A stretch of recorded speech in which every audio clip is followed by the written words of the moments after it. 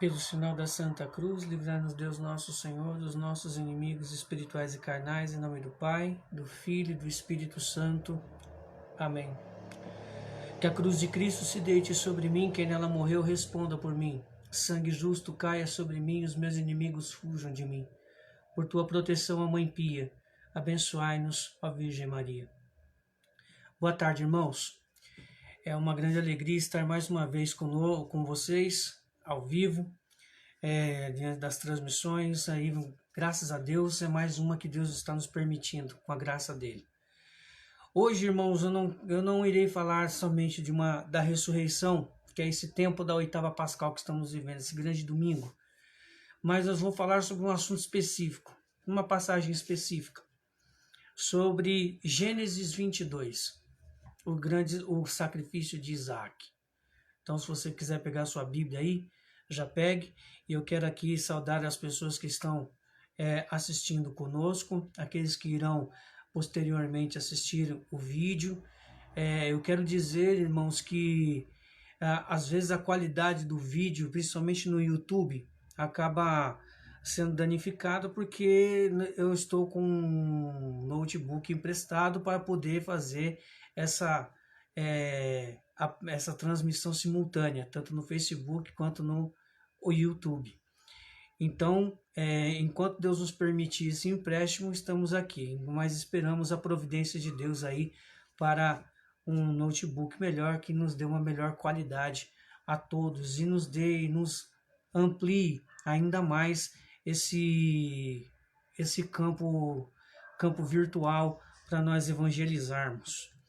É uma grande alegria, então eu saúdo os irmãos que estão comigo ao vivo e saúdo os irmãos que posteriormente estarão aí conosco online, aí assistindo esse vídeo. Então, pega comigo, por favor, Gênesis capítulo 22. É uma passagem bem conhecida, eu acredito que no mínimo uma vez ou outra você já deve ter ouvido sobre essa passagem. É Gênesis capítulo 22. Nós vamos dos versículos 1 até o 18. E hoje, de uma forma especial, irmãos, eu vou usar a tradução da Bíblia do Peregrino. Nós já usamos ela uma vez numa das transmissões. Hoje nós vamos usar a Bíblia do Peregrino, que atende mais, nos dá um entendimento melhor, mais claro a respeito daquilo que nós pretendemos falar e que é do que a palavra nos apresenta enquanto mensagem para nós atual, ainda que seja uma mensagem de milhares de anos atrás, mas é uma mensagem atual. Quero saudar aí os irmãos que estão entrando. Você pode aí interagir nas plataformas aí com mensagens, comentários, né? Se não for respondido agora, será respondido posteriormente. Pega comigo então, irmãos, Gênesis capítulo 22. Diz o texto: depois desses acontecimentos, Deus pôs Abraão à prova, dizendo-lhe: Abraão, responde-lhe. Respondeu ele: aqui estou. Deus lhe disse: pega teu filho único, teu querido Isaque, vai ao país de Moriá e aí o oferecerás em sacrifício, num dos montes que eu te indicarei. Abraão madrugou, selou o asno e levou 2 criados e seu filho Isaque. Cortou lenha para o sacrifício e encaminhou-se para o lugar que Deus lhe havia indicado. Versículo 4. No terceiro dia, Abraão ergueu os olhos e avistou o lugar ao longe. Abraão disse a seus criados: ficai aqui com o asno, eu e o menino iremos até lá para adorar a Deus, e depois voltaremos a vós. Abraão pegou a lenha para o holocausto, colocou-a sobre seu filho Isaque, e ele levava o fogo e a faca. Os 2 caminhavam juntos. Isaque disse a seu pai: Pai. Ele respondeu: aqui estou, meu filho. O menino disse: temos fogo e lenha, mas onde está o cordeiro para o holocausto? Abraão lhe respondeu: Deus providenciará o cordeiro para o holocausto, meu filho. E continuaram caminhando juntos. quando chegaram ao lugar de que Deus lhe falara, Abraão ergueu aí um altar e pôs a lenha por cima. Depois amarrou seu filho Isaque e o pôs sobre o altar, em cima da lenha. Então Abraão pegou a faca para degolar o seu filho. Mas o anjo do Senhor lhe gritou do céu: Abraão, Abraão! Ele respondeu: Aqui estou. Deus lhe ordenou: Não estendas a mão contra o teu filho, nem lhe faças nada. Já comprovei que respeitas a Deus, porque não me negaste teu filho único. Abraão ergueu os olhos e viu um carneiro enroscado pelos chifres nos arbustos. Abraão se aproximou, pegou o carneiro e o ofereceu em sacrifício em lugar de seu filho. Abraão deu a este lugar o nome de O Senhor Providencia. Por isso ainda hoje se diz o monte onde o Senhor providencia. Do céu, o anjo do Senhor tornou a gritar a Abraão: Juro por mim mesmo, oráculo do Senhor, por teres agido assim, por não teres poupado teu filho único. Eu te abençoarei, multiplicarei teus descendentes como as estrelas do céu e como a areia da praia. Teus descendentes conquistarão as cidades de seus inimigos. Todos os povos do mundo serão abençoados, nomeando a tua descendência, porque me obedeceste. Palavra do Senhor. Graças a Deus.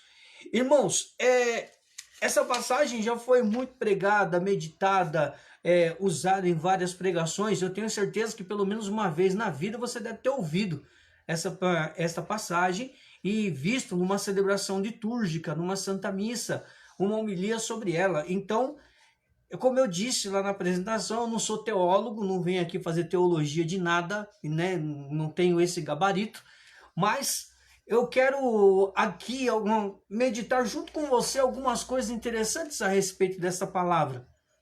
Por exemplo, que Deus coloca, lá no versículo 1 nós temos lá, Deus coloca pôs Abraão à prova. Por quê? Essa é a grande pergunta aí. Por quê? Por que Deus vai colocar Abraão à prova? Já havia cumprido a promessa do filho de Isaac, Abraão já há 12 anos junto com Isaac ali e tal. Por que dessa prova? Por que dessa prova? Será que Abraão andava, como diz aí, me perdoe o termo que eu vou usar, será que ele estava babando ovo em cima do filho? Né, que já com 12 anos, já está crescido, já começa a ajudar o pai, né? Na verdade, era tudo para Abraão. Era o filho da promessa. Era tudo. E então, Deus vai lá e pede uma prova. Para que serve uma prova, irmãos?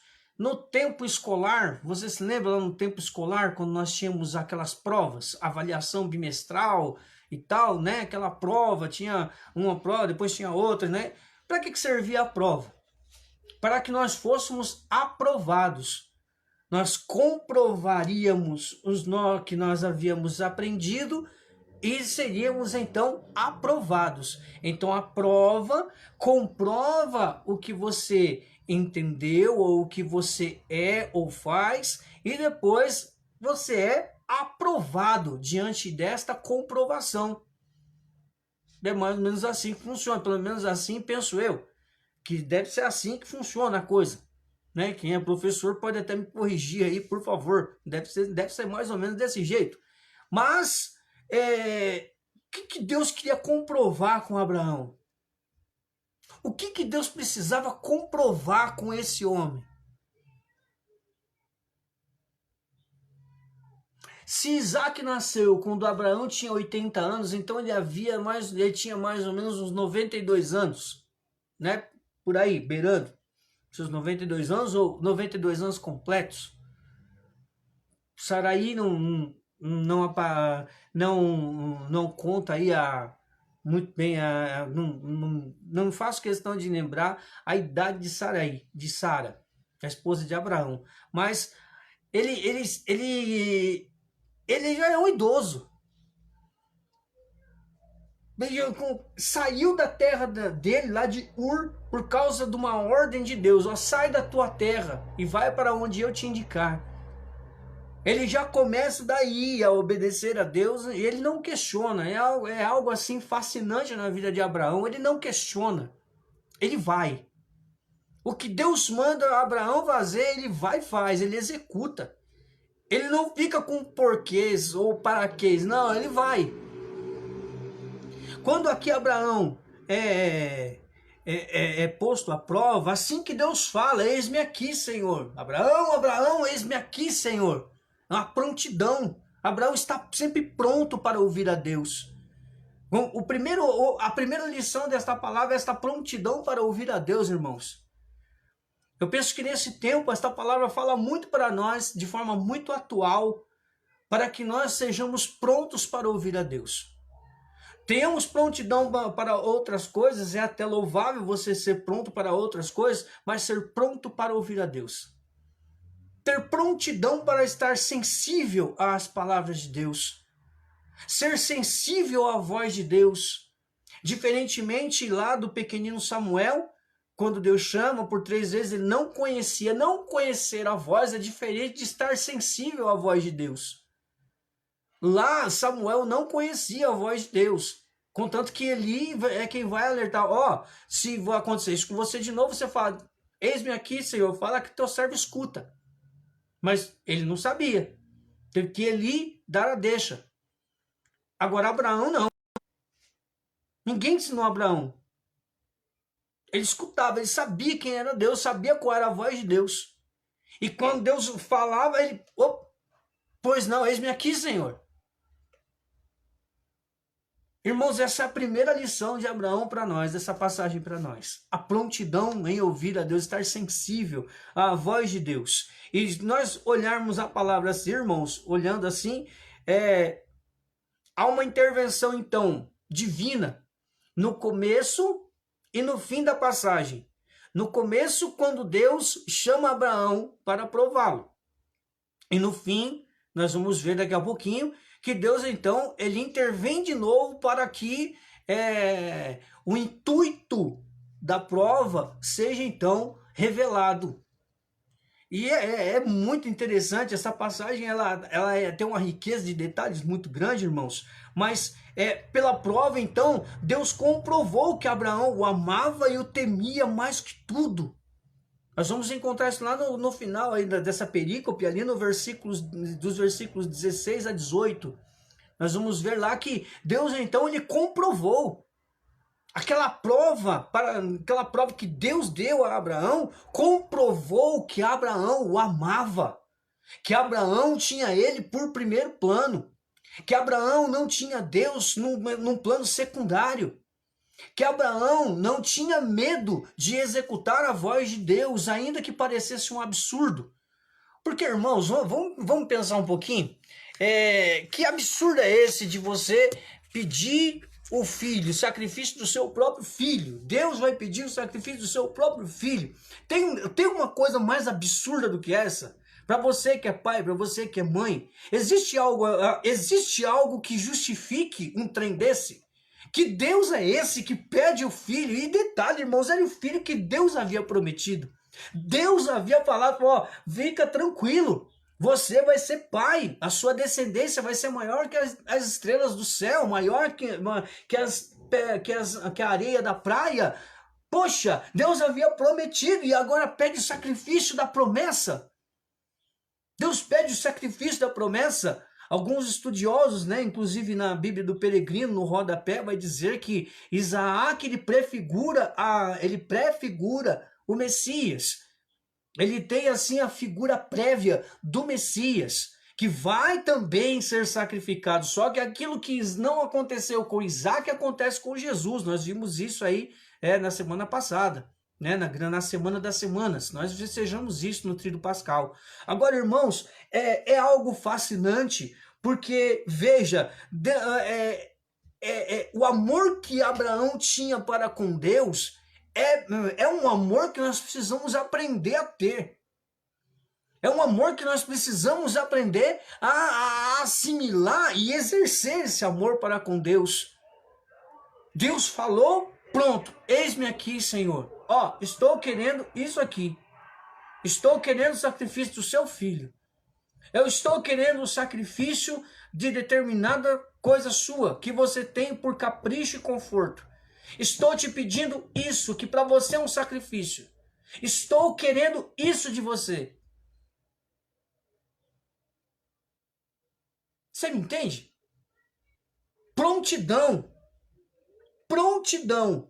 Deus me falou, então eu vou executar. Eu não vou questionar. Eu não vou ficar 10.000 anos discernindo algo, porque as ovelhas ouvem a voz do seu pastor. Né? É algo descabido. Né? É algo assim meio que, para mim, é algo absurdo. Porque se o próprio Jesus vai falar, as minhas ovelhas ouvem a minha voz. Ó, as minhas ovelhas ouvem a minha voz. Não é a voz de qualquer um. Ouve a voz do seu bom pastor. Então sabemos muito bem, se realmente nós tivermos uma experiência com Deus, nós sabemos quando é voz de Deus e quando não é. Nós sabemos que quando a voz de Deus ela se faz ouvir por nós, irmãos, nós sabemos que geralmente não é muito confortável. Geralmente Deus fala conosco quando nós estamos no melhor momento da nossa vida, quando as coisas parecem estar assim confortáveis, quando as coisas parecem estar amenas. Não é isso? Me perdoem aqui, está arrumando a câmera aqui para ficar melhor a logística. Agora, veja, irmãos. Você me entende? A voz de Deus para nós, ela precisa ser algo que que mexe comigo. Que ela me tira do conforto, da zona de conforto. Ela me tira do confortável, ela me faz colocar-se em movimento. A voz de Deus, ela é algo que me queima por dentro e me faz sair de mim mesmo. A voz de Deus é algo que vai me corroendo por dentro enquanto eu não executo aquela voz, eu não faço a ação que aquela voz me pede, algo me incomoda, algo me corrói.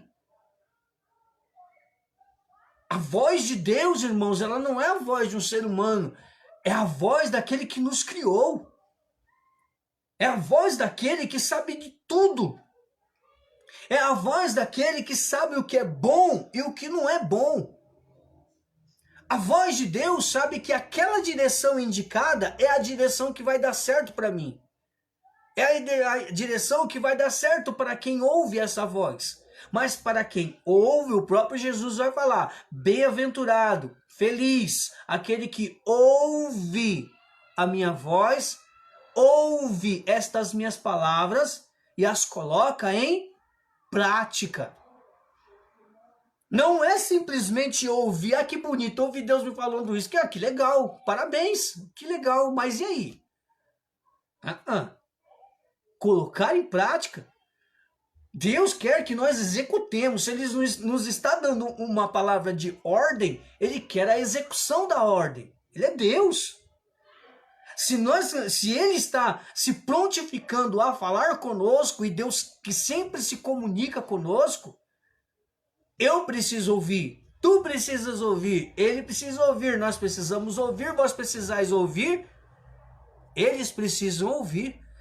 Nós precisamos estar sensíveis a esta voz. Precisamos estar solícitos, dóceis a essa voz. E precisamos ter consciência. Essa voz está me pedindo algo. Esta voz quer a execução daquilo que ela está me falando. Esse Deus que parou num tempo, no meio do tempo, no determinado tempo, voluntariamente, por vontade própria, ele se dirigiu a mim. Ele se dirigiu de forma pessoal para mim, como fez com Abraão, como fez com Moisés, como fez com Isaac, como fez com Jacó, assim como ele fez com vários homens e mulheres da Bíblia. Esse Deus que se dignou, ele quis, irmãos, de parar e falar comigo e com você de forma pessoal, de forma particular. Ele falou porque tem uma expectativa a nosso respeito. Se ele quer nos falar, ele também quer ver executada a voz a qual ele está nos dirigindo. Ele quer ver a palavra que nos diria, que ele está dirigindo a nós, ser executada por nós. Do mesmo jeito que ele é o transmissor desta palavra divina, esta palavra de ordem, ele quis precisar que o receptor também estivesse receptível a essa voz. E a maior comprovação de que nós estamos receptíveis à voz de Deus é quando executamos aquilo que Deus está falando para nós. Principalmente quando é uma ordem, como é o caso de Abraão. Ah, Lúcio, mas tinha algo por trás, tinha uma prova por trás. Ué, então vamos sondar o coração de Deus, vamos ver se a gente descobre esse mistério aí do porquê. Deus sabe o seu porquê. Mas se é uma prova, é para comprovar e aprovar. Deus sabia quem era Abraão. Mas será que Abraão não estava de muito chamego com aquele menino, não? Será que Abraão não estava, aquele menino não estava tomando muito tempo de Abraão diante de Deus, não? Como muita coisa acontece conosco nesse sentido, quando as coisas começam a tomar mais nosso tempo diante de Deus, ao invés de Deus, nós nos ocuparmos com Deus e com as coisas dele, ocupar nosso tempo com ele, acabamos nos ocupando com outras coisas. Não que nós não devamos ser responsáveis com as coisas que são de responsabilidade nossa. A responsabilidade nossa é nossa. E ponto final. Quem tem que se organizar diante de Deus sou eu. É você. Quem tem que se organizar não é Deus. Porque ele é Senhor do tempo. O tempo de Deus é a eternidade. É Kairos. Nós não. Nós temos aqui todo um cronológico, horas, segundos, minutos, dias, meses, semanas. Tudo rege em torno disso para nós. Com Deus não. Deus é a eternidade, Deus é sempre hoje. Olha aí esse tempo da oitava da Páscoa, essa semana aí, esse domingo de 8 dias que nós temos aí. É um domingo, é uma oitava. Para Deus é sempre hoje. Para Deus é sempre tempo de ressurreição. Para Deus é sempre tempo de ouvi-lo. Para Deus é sempre tempo dele comprovar aquilo, de comprovar e ele aprovar aquilo que nós comprovamos a ele. Sabe, irmãos, quais foram esses passos de Abraão? Veja, o primeiro passo de Abraão, ouviu a voz de Deus. No versículo 1 e 2, ele escuta a voz de Deus. Será que ele estava em oração?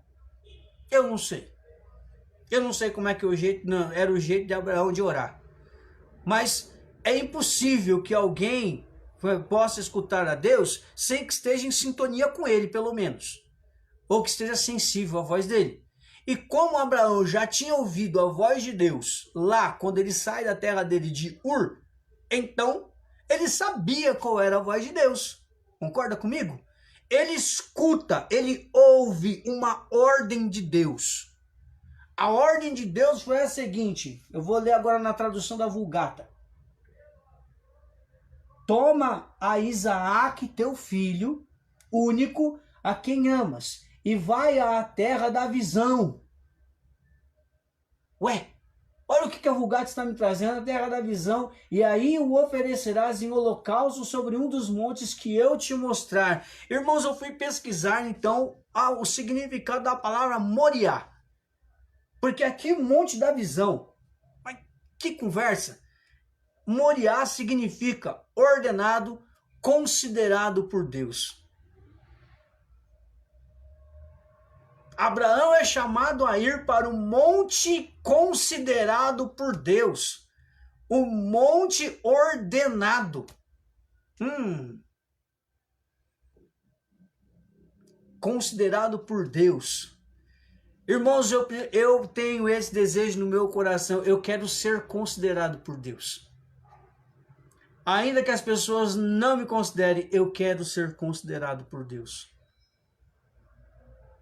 Se as pessoas não te consideram, queira que Deus o considere.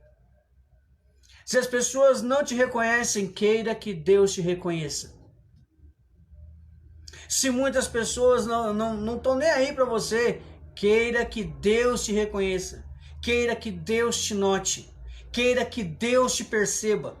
Queira que Deus enxergue você. E Ele enxerga. Eu não tenho dúvida disso. Ele enxerga. Quando nós queremos demais das pessoas, nós deixamos de querer muito de Deus. E Deus nunca tem pouco para nós, irmãos. O pouco de Deus para nós é uma exuberância, é um exagero, é um absurdo. O pouco de Deus para nós é um transbordamento. O pouco de Deus para nós é um exagero.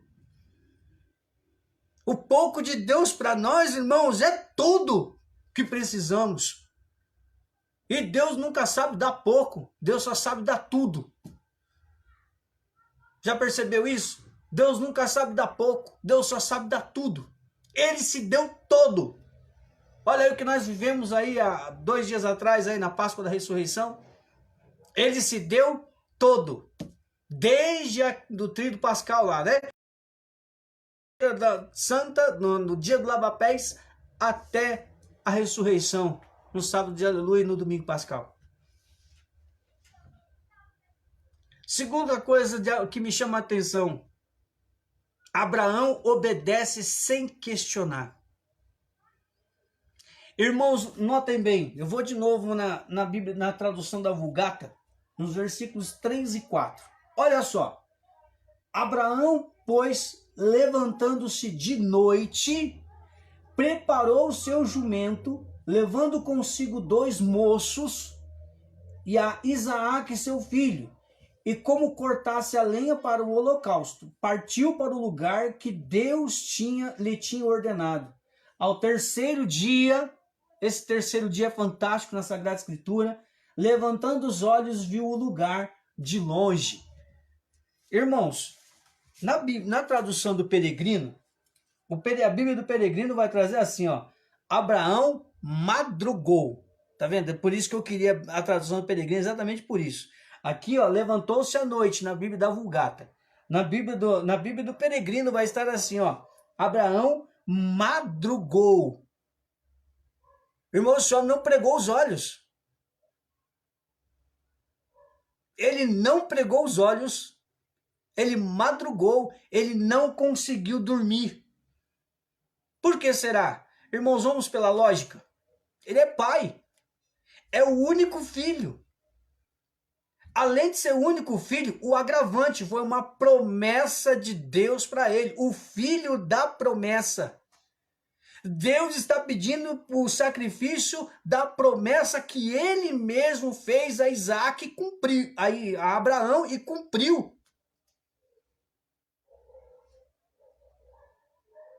Como podia isso? Irmãos, se eu estivesse no lugar de Abraão, eu surtava. Como é que ele poderia, como é que Deus poderia dar e agora pede aquilo que ele deu em sacrifício? Olha que trem maluco, que maluquice danada essa. Irmãos, o fato é que Abraão não questionou. Ele não perguntou, mas por que, Senhor, que o Senhor vai querer que eu sacrifique logo a promessa? Abraão não questionou isso. Ele não conseguiu dormir, ele madrugou, mas ele foi lá, selou o asno, já que ele não conseguia dormir, então ele foi lá, preparou tudo bonitinho, selou o asno, preparou a faca, preparou a corda. Compreende? Ele não ficou questionando, mas por que Jesus? Mas por que Deus? Por quê? Por que tem que ser assim? Por que tem que ser assado? Por que não foi outro? Por que não foi isso? Por que não foi aquilo?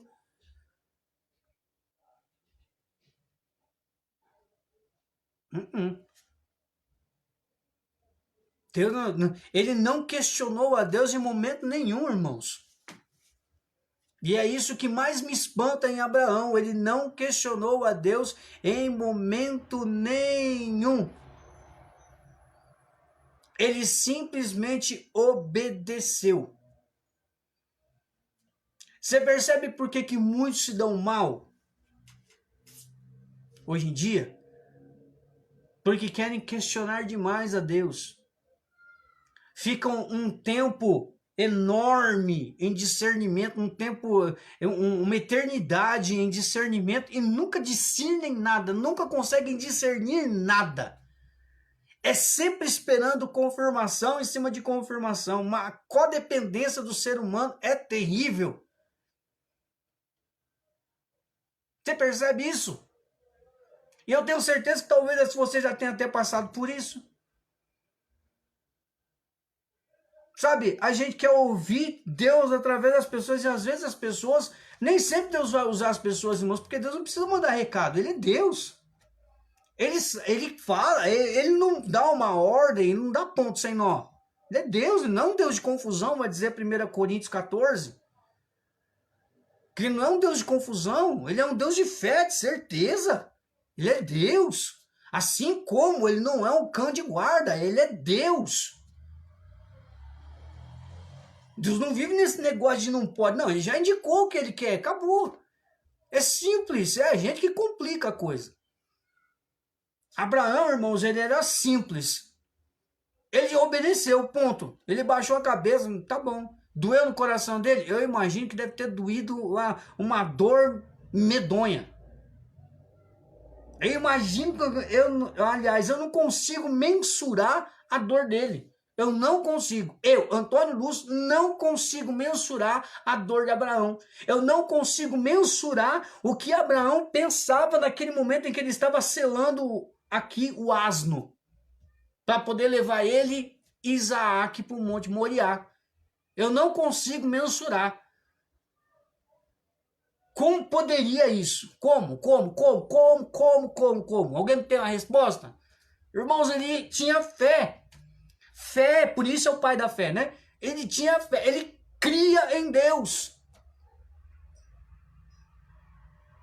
E o crer dele não era um crer estático, era um crer que se movimentava na direção da vontade de Deus. Era um crer que não se contentava em ficar parado diante de uma ordem de Deus. Você entende por que talvez muitos não tenham frutificado em seu chamado? Talvez por causa disso, né? Porque Deus está dando uma ordem, você quer ir para o outro lado, você quer fazer igual o Jonas? Deus está te mandando para Nínive, você quer ir para Tarsis? Oxi. E estudando um pouquinho sobre Tarsis, né? Fazendo um parênteses aqui, não tem nada a ver com aquilo que a gente está falando. Né? Tarsis era uma colônia de férias. Jonas queria ir para a colônia de férias, mas não queria ir para a missão de anunciar para Nínive. Mas isso é outra história. Deus, ele falou para Abraão e Abraão obedeceu. Preciso ser obediente tanto quanto Abraão. Se eu digo ter fé, eu preciso ser obediente tanto quanto Abraão foi. Ele sim tinha fé. Ele tinha fé. A fé dele o levou a transcender, a ir além. O terceiro passo de Abraão, lá no versículo 5, depois que já está a caminho lá, 3 dias depois que ele começa a caminhada lá na direção de Moriá.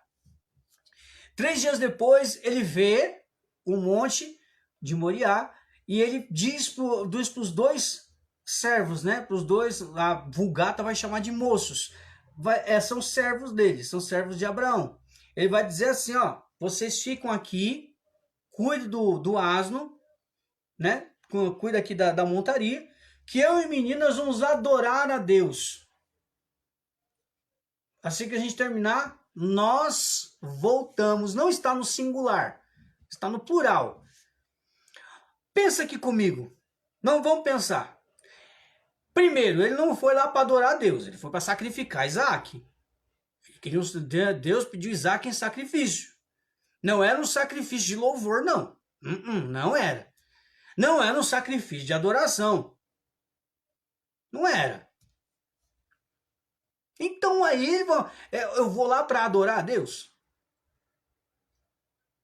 Primeiro que, me perdoem, pela lógica, se Abraão dissesse para aqueles servos e para o próprio Isaac que estava ali junto, ó, eu vou ali sacrificar o menino, daqui a pouco eu volto. Irmãos, primeiro que os 2 escravos não iriam deixar. E segundo, Isaac tinha 12 anos. Venhamos e convenhamos, o menino ia dar um pinote, eu vou morrer?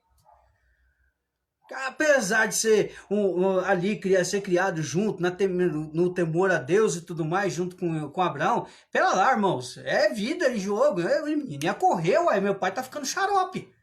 Me perdoe aí o linguajar, mas meu pai tá ficando xarope. Então, tchau, fui, vazei. Não, Abraão, eu vou falar na Bíblia Vulgata como está a tradução. Olha só como está a tradução na Bíblia Vulgata. Disse aos servos: esperai aqui com o jumento. Eu e meu filho, apressando-nos por chegar a colar, depois que adorarmos, voltaremos a vós. Mas se ele ia sacrificar o bendito Isaac, como é que ele poderia dizer que os dois iam voltar? Pela lógica humana, igual eu acabei de explicar, se ele dissesse, eu vou matar o menino aqui, porque Deus me pediu esse sacrifício, os dois servos iam achar Abraão estava ficando xarope, e Isaac ia falar, meu pai enlouqueceu, tchum, fui, vai me matar, é ruim. Ele tinha 12 anos, a mentalidade já é outra, não é mais uma criança, é inteligente, já pensa. Tá me entendendo? O fato, irmãos, é que Abraão, ainda que com toda isso aqui que a gente deduz, né, a partir da lógica, né, a gente procura ser curioso e fazer o que está ao nosso alcance. Apesar de tudo isso, eu vejo aí uma profecia. Contanto que eu coloquei aqui num roteirinho meu aqui, o profetiza que voltaria com o menino, eu coloquei entre aspas. Porque ele não ia voltar com o menino se ele fosse sacrificar, se ele fosse as vias de fato. Nós sabemos de todo o decorrer da história, porque a gente acabou de relatar aqui, proclamar agora. Mas ele, naquele momento, ele não sabia disso. Ele falou por medo de ninguém sair correndo ou impedir ele de fazer aquilo. Ele precisava fazer. Então, para que ninguém impedisse, para que ele não corresse nenhum risco, ele vai para, nós vamos lá adorar a Deus e a gente já volta. Beleza? Tudo certo? Ok. Até Isaac, né? Inclusive, eu vou falar sobre isso daqui a pouco, né? Não vou então atropelar os passos aqui, mas logo depois que ele fala isso, o que ele faz? Ele coloca a lenha nas costas de Isaac. Ele carrega a faca, o fogo e a corda para amarrar o menino. Mas a lenha vai nas costas de Isaac. Te lembra alguma coisa? É por isso que a exegese bíblica vai dizer que Isaac prefigurava o Messias. Era considerada a figura do Messias, de Jesus. Porque aquilo que Deus não deixou acontecer com Isaac, aconteceu com Jesus. Deus permitiu para Jesus.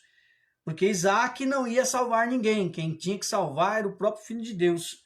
Né? A lenha vai nas costas de Isaac, a faca e o fogo vão com Abraão. Eu vejo isso aqui também, irmãos, como algo interessante. A lógica, porque não tem lógica. Ainda que ele fosse um idoso, não seria lógica ele carregar a lenha nas costas, ao invés de deixar todo o peso para o filho? Por que será isso?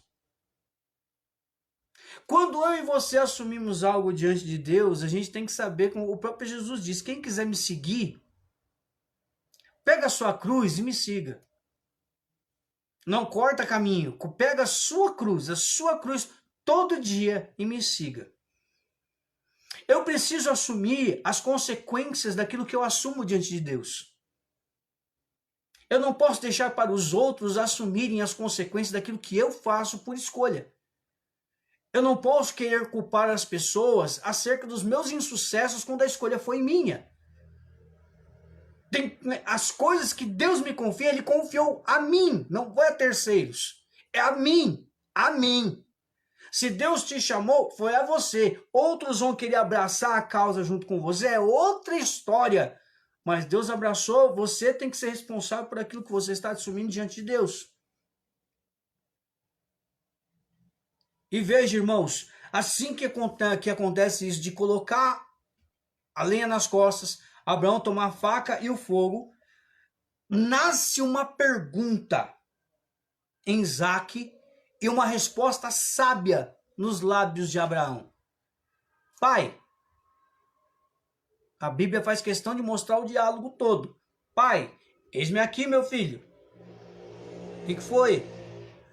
Ó, me explica aqui o negócio. Isso aqui é por parte do Antônio Lúcio, tá bom? Eu que estou aqui dando estou enfeitando aqui o diálogo. Pai, só uma coisinha. Eu estou aqui com uma dúvida. Nós estamos com a lenha que eu estou carregando. O senhor tem a faca, o fogo, a corda para eu amarrar o cordeiro. Cadê o cordeiro? Inclusive é interessante porque eu já vi algumas pregações, né, que a pergunta feita por Isaac foi João Batista quem respondeu, né? Papai, onde está o cordeiro? E João Batista vai responder: eis aqui o cordeiro de Deus que tira o pecado do mundo, né? Mas aqui Isaac está perguntando do cordeiro para o sacrifício ali naquele momento. Irmão, se Abraão dissesse para Isaac: ó, meu filho, o cordeiro é você. O que você acha que ele ia fazer? Aquele menino com 12 anos. Ele ia simplesmente tirar a lenha das costas e ó, perna para que te quero. E como Abraão já era idoso, já era bem mais velho, já não tinha a mesma resistência nem a mesma velocidade, não iria alcançar nunca. Então Isaac com certeza iria correr até os servos lá, onde ele deixou os servos dele lá, e ia para casa, né, dizendo: ó, meu pai enlouqueceu, ele quer me matar.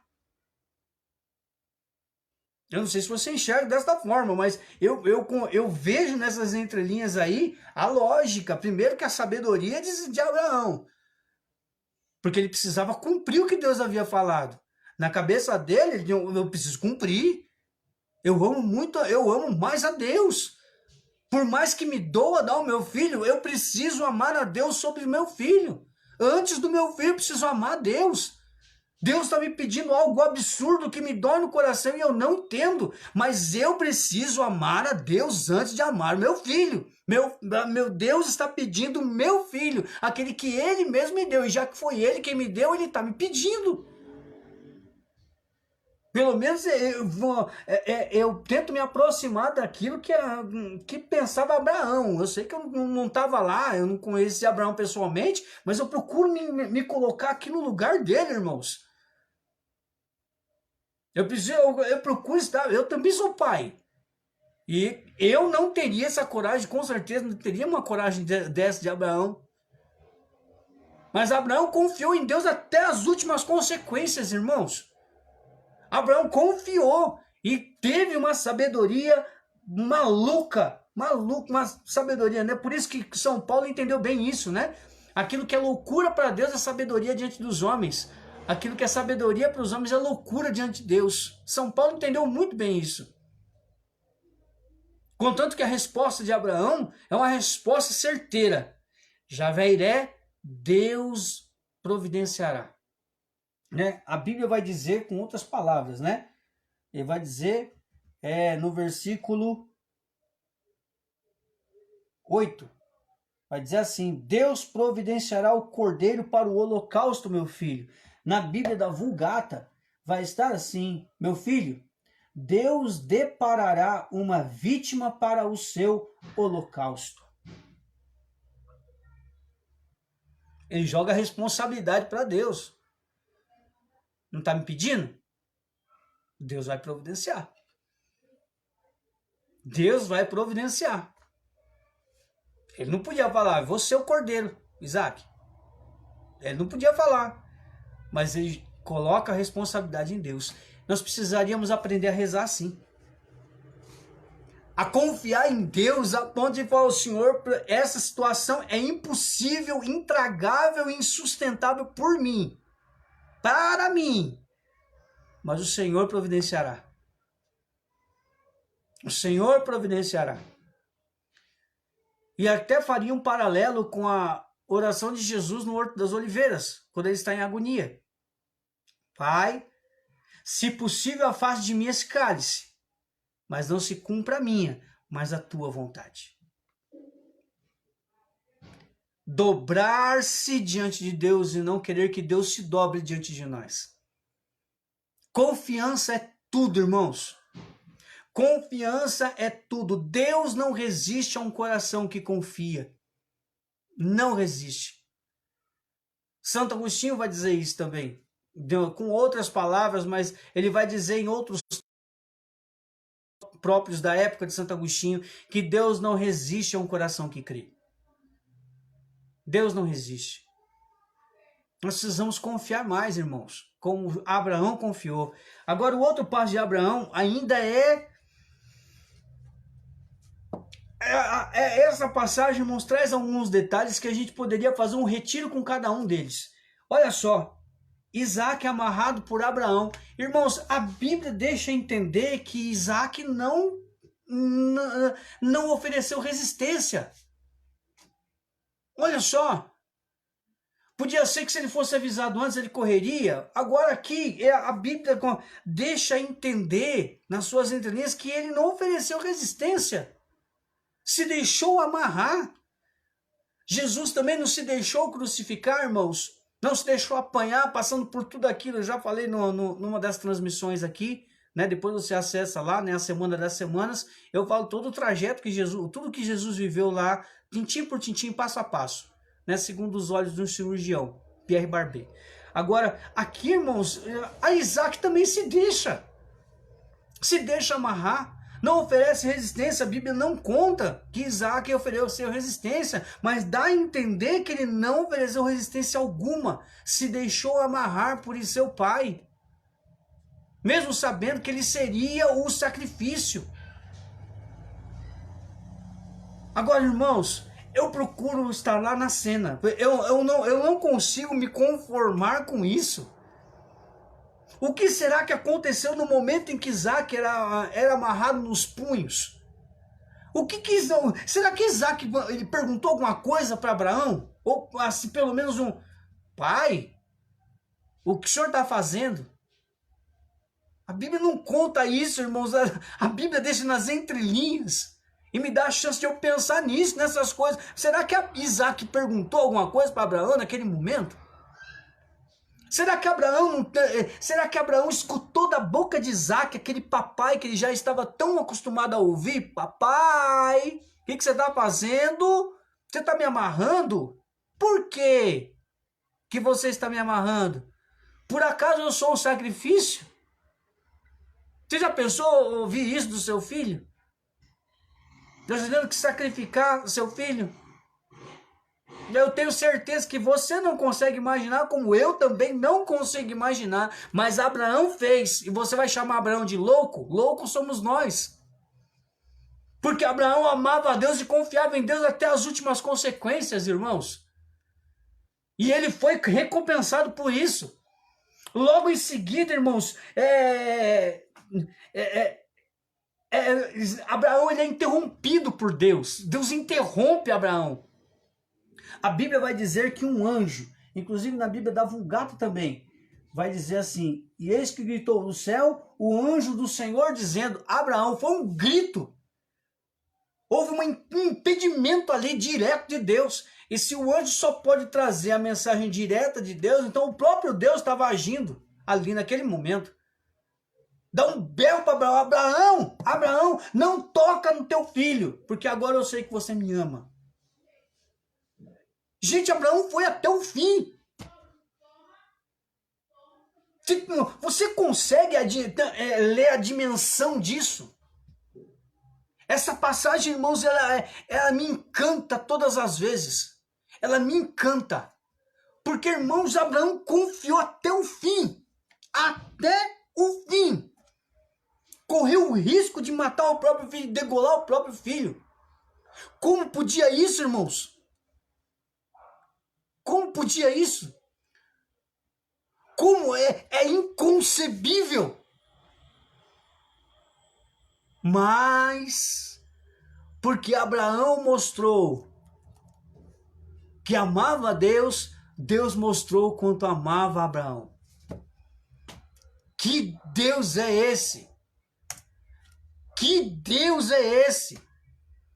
Que Deus absurdo é esse? Que Deus maluco de amor é esse? Que pede um sacrifício, mas quer provar e comprovar o amor do ser humano. Eu acredito, irmãos, eu tenho uma certeza dentro de mim, que você também um dia foi pedir, foi feito isso com você também. Que Deus queria que você provasse que você o ama acima das coisas mais preciosas que você tem. Porque tudo que de mais precioso você e eu nós temos, foi Deus quem deu. E então ele tem direitos sobre aquilo que ele deu. Tanto o direito de dar como de tomar. E Deus não nos toma nada. Deus não toma nada. Aquilo que ele nos deu, ele nos deu. Ele deu a liberdade. Ele deu a liberdade e não toma de volta. Portanto, quando Deus pedir para você a missão e a família te questionar, Deus não quer sua família. Deus quer você. Deus quer o teu coração. Deus quer ser prioridade na sua vida. Deus não está pedindo a sua família, o sacrifício da sua família. Mas Ele está pedindo você. E na medida em que eu e você nos entregamos a Ele, quando Ele nos pede, a nossa família vê isso. Então Ele conquista a nossa família através do nosso testemunho. A nossa família não é conquistada com a nossa chatice. A nossa família não é conquistada com as nossas cobranças, com a nossa exigência. Contanto, irmãos, que aqui na minha, me permitam aqui abrir um parênteses, é a primeira vez que eu vou falar sobre isso aqui. Aqui na minha casa, irmãos, eu não fico determinando o que as pessoas têm que fazer, não. Faz, eu tenho que fazer. Nós vamos ensinando os mais novos e os mais velhos têm que aprender. Já aprenderam, já tiveram, já foram semeados, já foram ensinados. De jeito nenhum. Muita palavra o vento leva. Exemplo, fixa. Lúcio, mas nem todo mundo segue. O problema é de quem não segue. Mas o fato é que aquele exemplo vai gritar uma hora. Aquele testemunho meu e seu vai gritar uma hora. Vai fazer efeito uma hora. Queira Deus que não seja tarde, mas vai fazer efeito uma hora. E aquelas pessoas que viram o seu testemunho vão dizer: bem que fulano, beltrano, ciclano fazia isso e dizia isso. Não é verdade que eu e você não temos assim a bem que minha mãe dizia isso, bem que meu pai dizia isso. Irmãos, eu tenho que dizer isso para você. Deus, quando Ele quer prover na nossa vida, Ele vai nos dando pistas, mas Ele deseja também a nossa sensibilidade para detectar essas pistas. Não detectar essas pistas vai acabar sempre nos derrubando lá na frente. A gente vai querer caminhar pelo próprio nariz, seguindo o próprio umbigo, não querendo ouvir a Deus, achando que não, porque depois eu me acerto com Deus. Mas peraí, você não tem medo disso, não? Isso não te coloca medo, não? Isso não te dá uma pontinha no coração, mas caramba, eu vou me acertar com Deus. Não é do mesmo jeito que essa pessoa está falando, mas é com o próprio Deus, não é com o ser humano. O ser humano me fala essas coisas muitas vezes para me atingir, ou talvez até para colocar medo, né? Muitas vezes acontece isso. É um lapso, o ser humano, um lapso maluco, mas é com Deus. É igual eu falei numa das minhas transmissões aqui, eu dizia que a gente escuta muito hoje em dia falar assim, o único que pode me julgar é Deus. Pera lá. Isso não te põe medo, não? Porque Deus não tem o conceito humano de julgamento.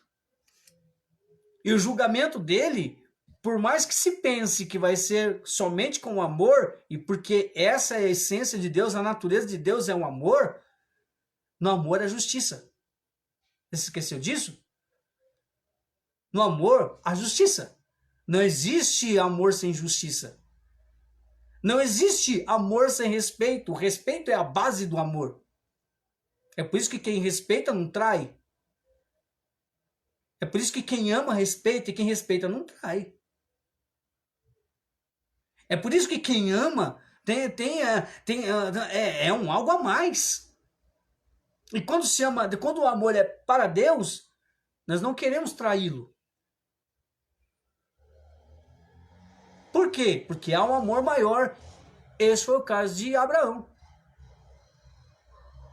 Esse foi o caso de Abraão.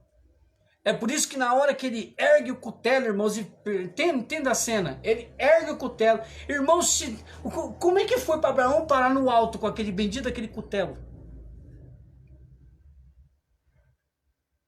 Eu fico aqui pensando na cena, irmão, eu vou viajando. Como é que foi? E na hora, ei, Abraão, Abraão, não faças nada com teu filho.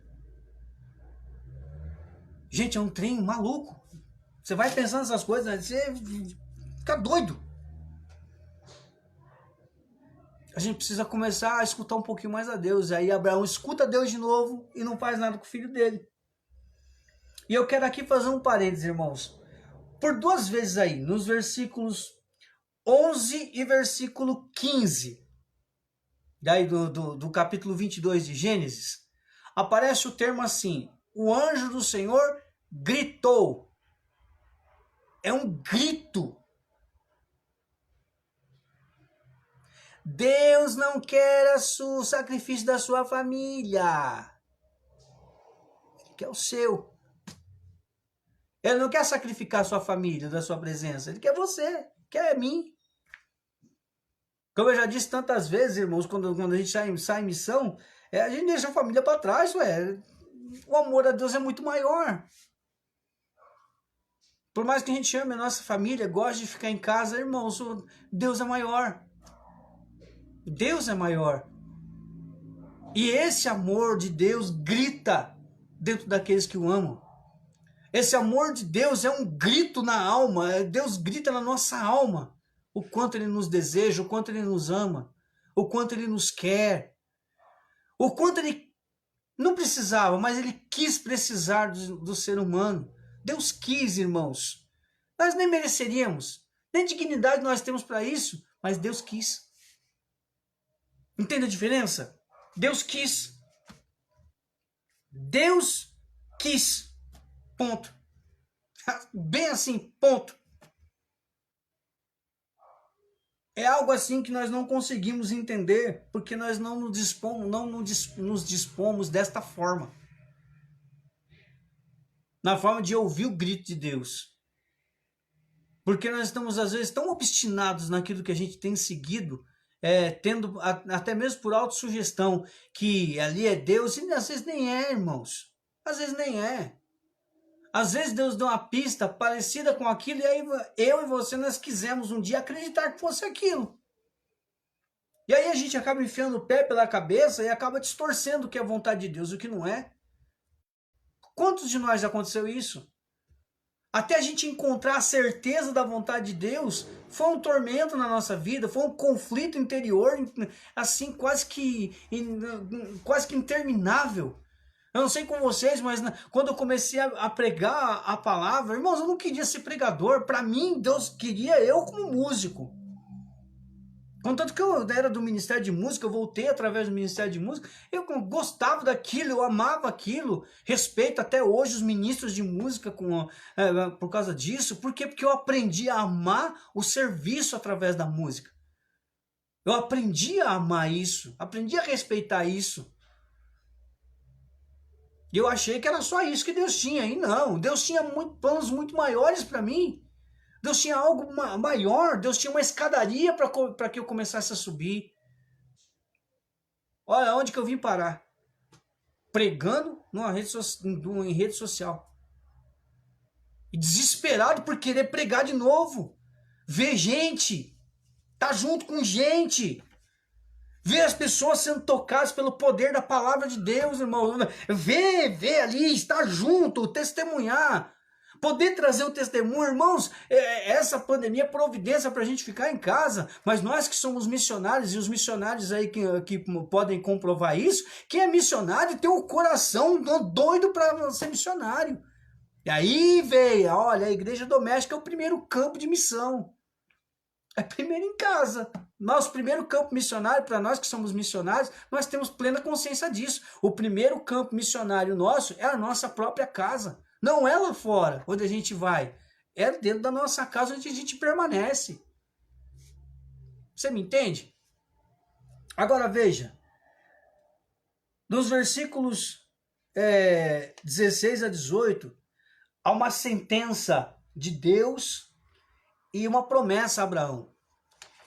Irmãos, eu vejo, me permitam aqui trocar em miúdos com a minha mísera, com o meu mísero vocabulário.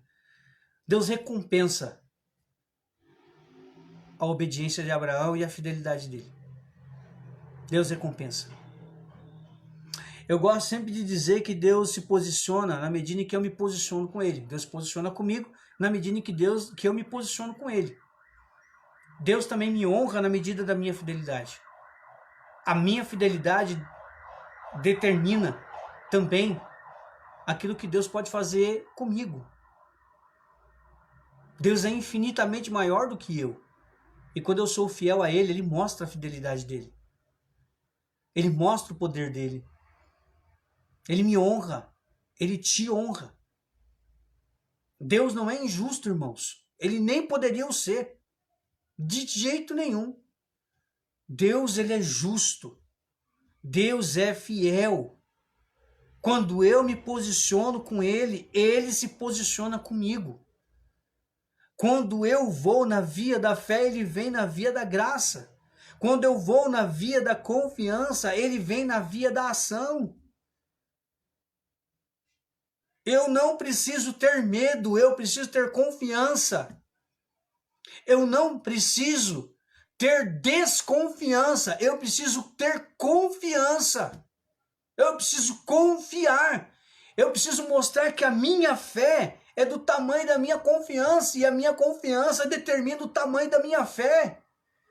O quanto eu confio em Deus vai determinar o tamanho da minha fé nele.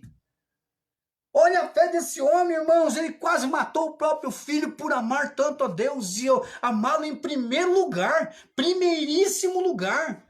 E quando nós damos prioridade para Deus, Deus nos ensina a priorizar as coisas na sua devida, da forma correta. À medida em que Deus é o principal, é o primeiro, então ele começa a arrumar a nossa vida. Isso aqui é primeiro, isso aqui é segundo, vai ter dia que agora o seu emprego é mais importante. Então agora o seu emprego precisa mais da sua atenção. Mas por quê? Porque eu tenho Deus como primeiro lugar. Porque Deus é a prioridade. Porque ele é o primeiro lugar. Porque ele é o principal. É ele quem determina. Não sou eu que mando na minha vida, é Deus quem manda na minha vida. Não manda quem pode, obedece quem tem juízo, vai dizer essa máxima popular? Poxa! Então quer dizer, olha só, por teres agido assim, juro por mim mesmo, ó Deus, é Deus, irmãos, não é ser humano não, é Deus, juro por mim mesmo, oráculo do Senhor, portanto é uma palavra de execução direta, por teres agido assim, por não teres poupado teu filho único, eu te abençoarei, multiplicarei teus descendentes como as estrelas do céu e como a areia da praia. Teus descendentes conquistarão as cidades de seus inimigos. Todos os povos do mundo serão abençoados, nomeando a tua descendência, porque me obedeceste.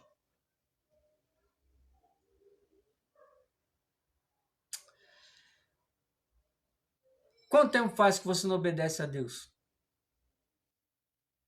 Eu não estou falando de fidelidade, eu estou falando de obediência. A fidelidade cresce na medida que a obediência também cresce. Elas vão crescendo juntinhas, uma com a outra.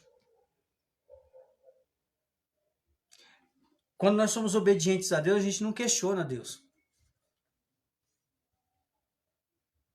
A gente obedece. Isso é confiança. a gente sabe que aquilo... Perdoem os espirros, irmão. Não é coronavírus não, tá bom? É por causa do pó que está aqui em casa. Estamos aqui em obras aqui. Aí eu rapidinho me arrumei para vir aqui fazer a live. Então um pó lascado aqui em casa. Aí eu espirro. Me perdoem aí, né? São um osso do ofício. Ao vivo, quem faz ao vivo dá nisso aí. Eu sou ser humano também, tá vendo? Eu não sou robô, eu espirro. Mas, enfim, vamos voltar lá. Eu preciso obedecê-lo, irmãos. E olha que eu demorei um tempinho para reconhecer isso, viu? Eu não reconheci isso de bate-pronto, não. Faz uns 20 anos que eu aprendi que eu preciso obedecer a Deus, irmãos. E obedecer a Deus, inclusive nas instâncias de autoridade que Ele impôs sobre mim. Minhas coordenações, aqueles que estão acima de mim, em instância de governo, eu tenho que obedecer. Porque o próprio Jesus disse que... para Pilatos, você não teria poder nenhum sobre mim se não te fosse dado do céu, do alto. Portanto, quando as pessoas da Organização Mundial da Saúde me falam para ficar em casa, eu tenho que ficar em casa. Quando um coordenador me dá uma ordem, eu tenho que executá-la. Não tenho que questionar. O questionamento fica em relação a ele para Deus. Se é errado da parte dele o que ele está me ordenando, ele vai prestar conta da ordem que ele deu para mim, para Deus, não é comigo. Porque vai dizer São Francisco de Assis, o obediente não peca. Ah, mas não está sendo fiel, não está cumprindo, problema dele, problema dela. Está indo contra a doutrina, está indo contra a Bíblia. Aí você tem que questionar. Mas a obediência tem que estar em primeiro lugar. Isso aqui não está de acordo com a Sagrada Escritura. Mas eu estou mandando. Mas não está de acordo com a Sagrada Escritura. Não está de acordo com a doutrina. Não está de acordo com a igreja. E se não atentar contra a vida, irmãos, de ninguém, eu tenho que executar. Eu não concordo por não concordância? Me economiza, né? Porque você não concorda? Então sai. Abre mão. Obediência é uma atitude daqueles que realmente amam a Deus, irmãos. Porque não é uma tarefa tão simples assim. É por isso que Adão e Eva, criados imaculadamente por Deus, por causa da sua liberdade, acabaram desobedecendo. O pecado deles não foi sexual, não teve nada a ver com isso, não teve nada a ver com afetividade, não foi por causa da fruta, da árvore do bem e do mal, não. O fruto lá, é claro, uma linguagem totalmente figurada, o fruto foi o meio, mas o essencial, a raiz, foi a desobediência. A desobediência é algo que para Deus, irmãos,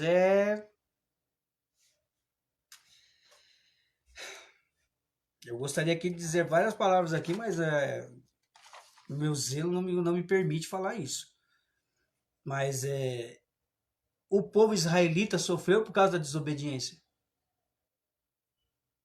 Eles começavam bem ali, até mais por medo do que por respeito a Deus. Mas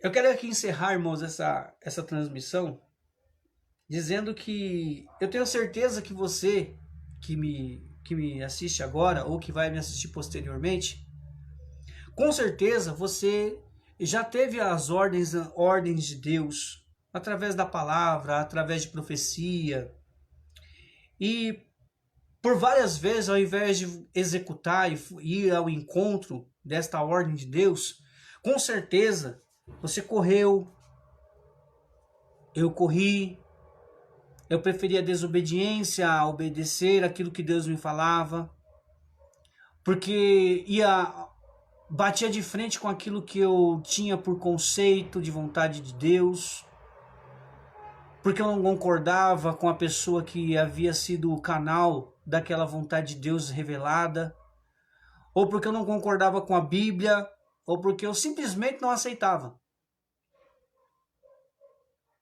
Talvez você já tenha passado por isso. Eu passei algumas, sim.